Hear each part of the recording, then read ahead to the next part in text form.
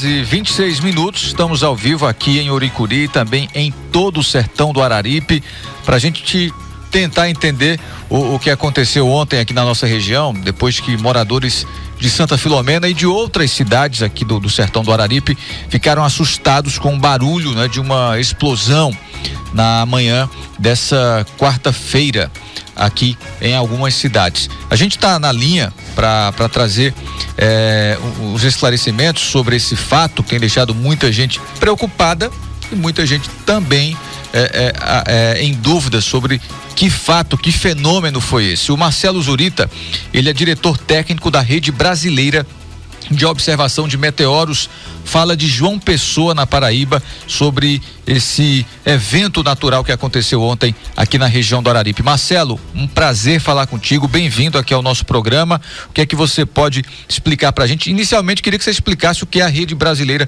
de Observação de Meteoros. Boa tarde, Bruno, boa tarde, Cidinha e os ouvintes aí do programa Nossa Voz. A Bramon, que é a Rede Brasileira de Observação de Meteoros, ela é uma organização sem fins lucrativos que tem como objetivo o registro, né, da passagem de meteoros pela atmosfera e estudos associados a esses fenômenos. Então a gente tem câmeras, né, pelo menos uma centena de câmeras espalhadas aí em todo o Brasil, apontadas para o céu, só que a gente costuma fazer esses registros dos meteoros pela noite, que é quando a gente tem maiores condições de visualizar esses objetos.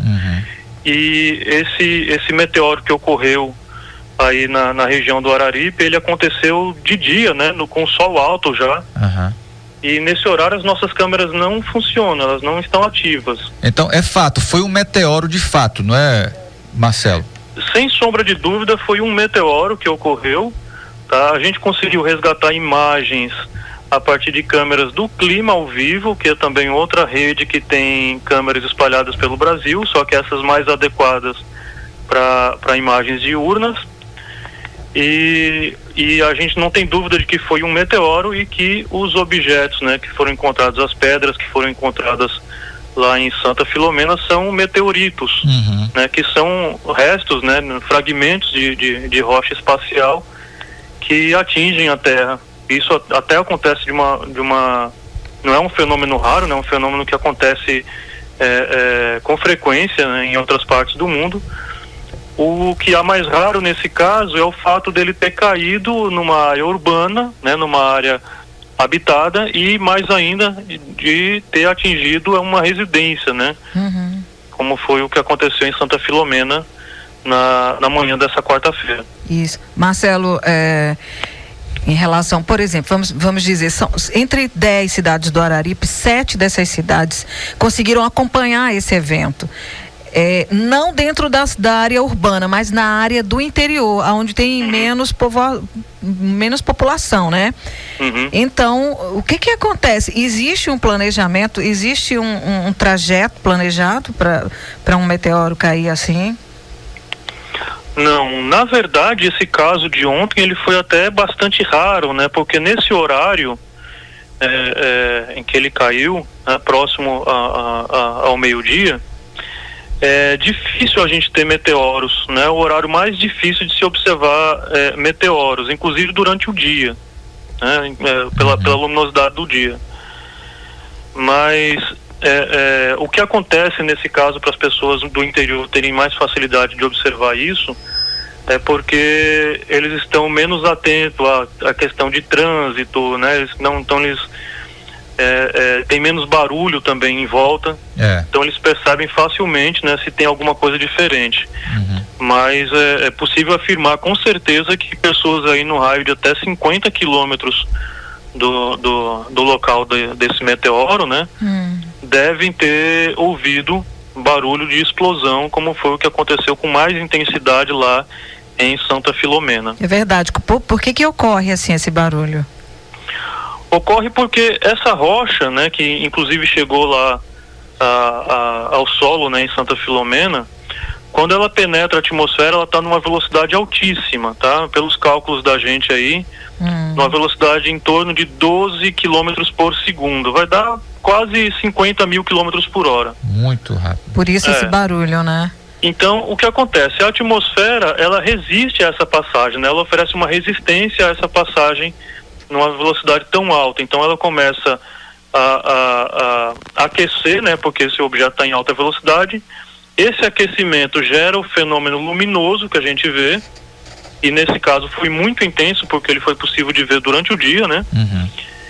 E quando esse fragmento de rocha atinge as camadas mais densas da atmosfera, a resistência é tão alta, né, a resistência atmosférica é tão alta que ele explode. Literalmente ele explode. E daí para frente esses fragmentos eles acabam essa rocha acaba se fragmentando e esses fragmentos vão cair praticamente em queda livre até o solo. Geralmente qual o tamanho que ele entra na atmosfera, com qual tamanho, ou não tem um tamanho específico? Varia muito? Não tem um tamanho específico. A gente precisa, para que ele resista a essa passagem atmosférica, que seja um objeto um pouco maior, tá? Aí meio metro, 40 centímetros, meio metro, 1 metro, né? Ele tem que ser um objeto um pouco maior, senão esse aquecimento que é gerado na passagem atmosférica acaba consumindo completamente, né? Acaba vaporizando esse pedaço de rocha. Então ele não chega ao solo. A gente sabe que esse foi um objeto um pouco maior, porque ele foi capaz de resistir à passagem atmosférica e chegar ao solo. O Marcelo, é possível a gente saber a origem desse meteoro? A Bramon, uma das funções da Bramon é trabalhar no estudo desses casos, tá? Então, desde que ocorreu esse fenômeno, a gente buscou por imagens em câmeras de vigilância, né? É uma busca, inclusive, bastante complicada, né, quando a gente não sabe o horário exato que ocorreu, e procurar em câmeras que não tem a mesma sensibilidade que tem uma câmera que atua de noite, né? Então foi uma busca bem cansativa, e a partir dessas imagens a gente está trabalhando agora justamente na trajetória dele na atmosfera e nos cálculos do que a gente chama de órbita, né, que é o caminho que esse fragmento de rocha fazia antes de atingir a atmosfera da Terra. Pelas imagens que a gente tem do meteorito, né, dos meteoritos que já foram resgatados, aparentemente é uma brecha de impacto, tá? O que significa que esse meteorito, antes de chegar na Terra, ele fazia parte de um corpo parental maior, né, de um asteroide maior, que sofreu um impacto por outro asteroide. E com isso os pedaços desse asteroide foram lançados no espaço e ficaram vagando aí por alguns milhões de anos antes de atingir a Terra, tá? Isso só, a gente consegue ter uma ideia disso só pela análise das imagens do meteorito. A gente percebe que ele tem o que a gente chama de fusão, né? A gente percebe fusão na parte interna do meteorito, naquela parte mais clara. Certo. Então dá pra gente ter essa noção. Nós estamos conversando ao vivo com Marcelo Zurita, ele é diretor técnico da Rede Brasileira de Observação de Meteoros. O Marcelo, essas rochas, meteoritos, elas serão recolhidas? Como é que funciona isso? As pessoas que encontraram esse meteorito, eles têm que repassar, qual é o procedimento? Bom, o pessoal que encontrou, tá? Primeiramente, eu acho que é bom para a gente acalmar, né, a população. Não se preocupem com esse objeto, não joguem fora, porque ele não emite qualquer tipo de radiação, não é venenoso, não dá azar, pelo contrário, ele dá sorte, né? Porque não é todo dia que cai um presente desse dos céus, né? E existem 2 especialistas, tá, em meteoritos que estão a caminho já de Santa Filomena e vão contactar as pessoas que encontraram, as pessoas que entrarem em contato também para poder recolher esses meteoritos, tá?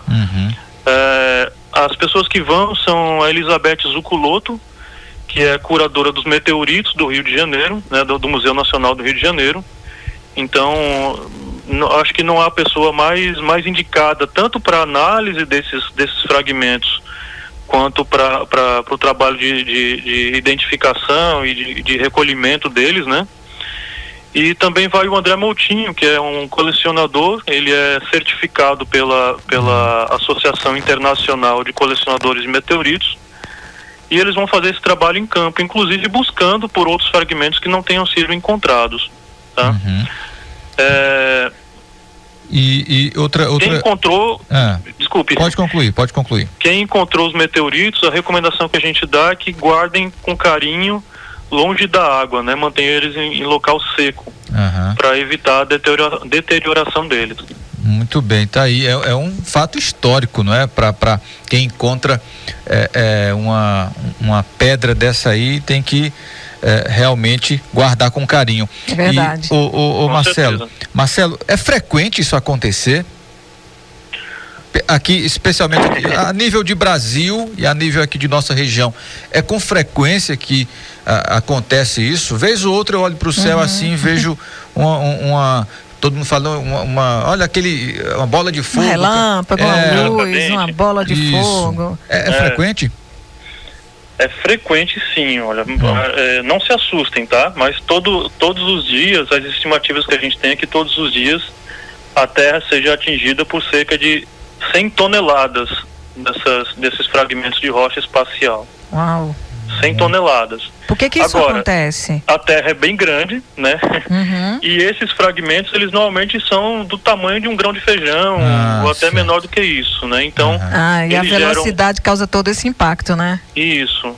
Eles geram um meteoro, né? Que é aquele fenômeno luminoso que a gente vê, mas normalmente são completamente consumidos pela passagem atmosférica. De cair em solo, já é uma coisa mais rara, né? Um fragmento de rocha desse sobreviver e chegar ao solo. E mais raro ainda é a gente encontrar. Aqui no Brasil, eu posso estar errado com esse número, que eu devia ter conferido antes da entrevista, mas salvo engano são 73 meteoritos registrados. Esse seria o 74º, tá? Meteorito registrado no Brasil, e salvo engano o 3º em Pernambuco. Então, certamente o nome que ele vai ser registrado seria Meteorito Santa Filomena, tá? Que é um nome bem brasileiro para meteorito, né? E assim, você vê 74 meteoritos em toda a história do Brasil, né? Seria o 74º meteorito a ser registrado em toda a história do Brasil. Então, raro. É muito raro. Vou fazer uma pergunta aqui. Essas pedras valem muito dinheiro, Marcelo?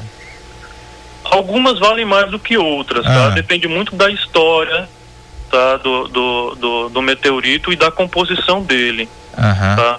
Uma coisa que é importante, a gente sempre costuma dizer isso, o maior valor dele é para a ciência. Vocês imaginam que essa rocha espacial, ela tem uma história, tá, que ela precisa ser contada, né? De onde ela veio, de que asteroide ela foi originada. De repente ela é possível que ela seja originária, por exemplo, do asteroide Hebe, que fica no cinturão principal de asteroides, e que ele tenha sofrido um impacto gigantesco no passado que tenha lançado esses fragmentos em direção à Terra. Tudo isso é possível a gente contar estudando esse objeto que caiu aqui. A gente não precisa mandar uma nave espacial para a Hebe para recolher amostras do asteroide. A gente consegue estudar apenas com esses meteoritos. Então tem um valor imensurável para a ciência e, lógico, vai ter um valor financeiro também para quem encontrou, né? Uau, totalmente extraterrestre, né? Eu ia perguntar exatamente isso. É possível saber de onde vem? E para a gente popularizar aqui, pro pessoal entender melhor, o que é esse meteorito, esse meteoro que caiu aqui? Então, essa história, né, dos meteoritos, ela começa junto com a história da formação do Sistema Solar, né? Então, quando os planetas, né, e o Sol estavam se formando, havia muita matéria solta, né, orbitando o Sol na forma de poeira.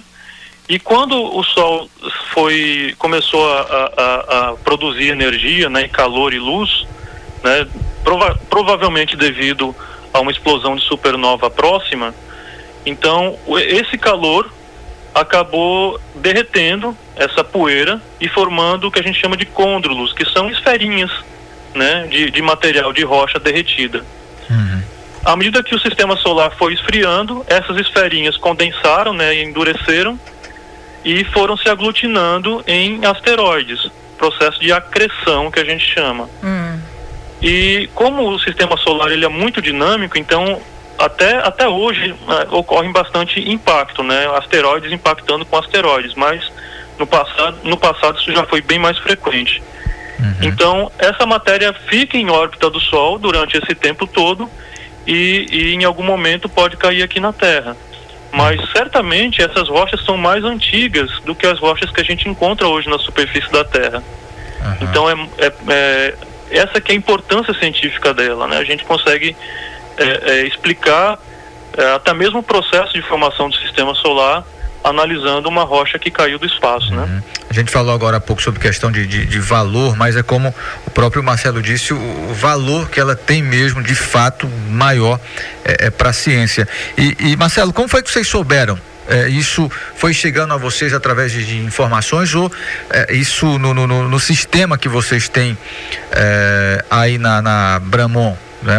No sistema de vocês aparece de que caiu um meteoro em determinado lugar, em determinada região. Como foi?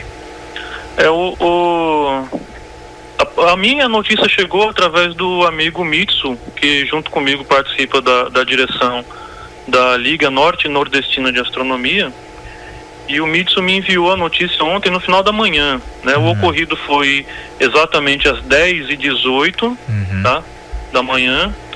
Acho que por volta das 10h40, 11 horas, ele havia me enviado uma notícia que já estava circulando aí na internet.